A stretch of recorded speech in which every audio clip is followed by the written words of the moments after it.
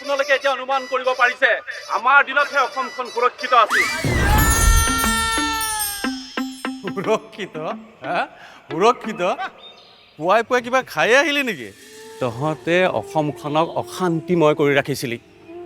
2004 চনত এই ধেমাজি চহৰ 15 তাৰিখৰ দিনটোত সেই কলা ধোঁৱাৰ মাজত কত সপোন যে কলিতে মহৰি গৈছিল জাননে? ৰাইজ আপোনালোকে আমাক ভোট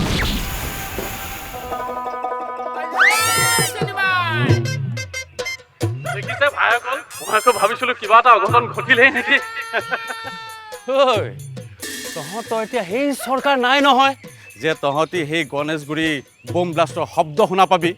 সেই মৰ্মান্তিক ঘটনাৰ শব্দ এতিয়া শুনিবলৈ নাপাওঁ।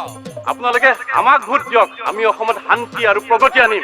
শান্তি প্ৰগতি কেতিয়াবা আহিল, তই আৰু এতিয়া কি আনিবি? এতিয়া শান্তি আনিব নালাগে। প্ৰথমতে অসমত থাক, অসমৰ কথা বুজ। ক'ত গলি?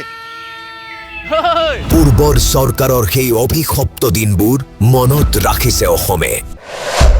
70 বছৰৰ অৱহেলা মনত ৰাখিছে অসমে।